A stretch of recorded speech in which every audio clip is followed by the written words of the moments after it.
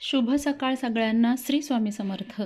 तुम्हाला सगळ्यांना माझं देवघर, माझ्या घरातले देव हे आवडतात. खास करून मी एक व्हिडिओ माझ्या देवघराचा केला होता. त्यामध्ये हे मी जे पितळी चौरंग दाखवलेत ते तुम्हाला खूप आवडलेले आहेत.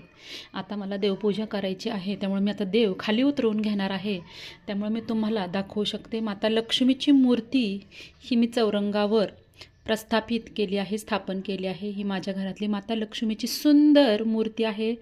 हसरी महालक्ष्मी आहे आणि तिला आम्ही जे गळ्यातले मंगळसूत्र घातले ते सोन्याचं आहे, माता लक्ष्मीला आणि माता रुक्मिणीला. तर हे जे पितळी चौरंग आहेत त्या बाबतीत अनेक प्रश्न अजूनसुद्धा माझ्याकडे येत आहे. हे मी पंढरपूर येथून घेतला आहे. याचा डिटेल व्हिडिओ तुम्ही आपल्या चॅनलवर पाहू शकता. त्याची लिंक मी तुम्हाला डिस्क्रिप्शन बॉक्समध्ये देईल. तर हे पितळी चौरंग 700 रुपयाला जोडी, म्हणजे प्रत्येक चौरंग हा 350 रुपयाला घेतलेला आहे. चांगला भक्कम आणि जड आहे.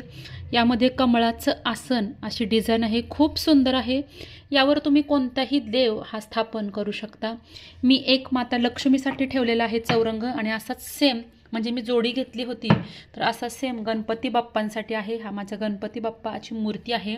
हे बघा, हे 2 चौरंगांची किंमत 700 रुपये आहे. पंढरपूर येथे मला मिळाले आहे.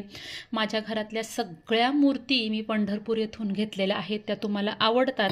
आता बघा, स्वामींची मूर्ती मी ह्या चौरंगावर ठेवली, पण हा चौरंग काही पितळी नाही आहे. हा तुम्हाला कुठंही अवेलेबल होतो. पण स्वामींची मूर्ती अशी उंचावर ठेवली तर खूप छान दिसते.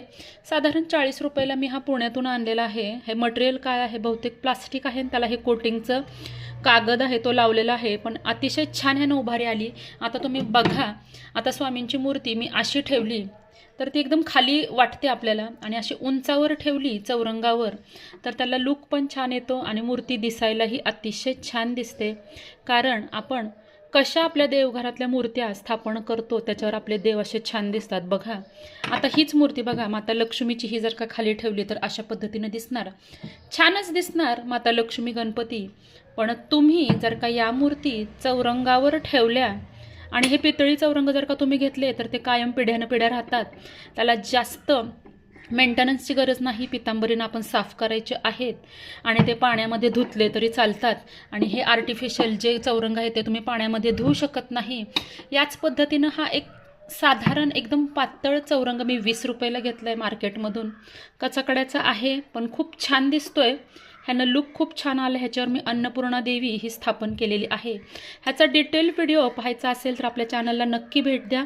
व्हिडिओ आवडला असेल तर व्हिडिओला लाईक करायला विसरू नका, चॅनलला सबस्क्राईब करायला विसरू नका. श्री स्वामी समर्थ.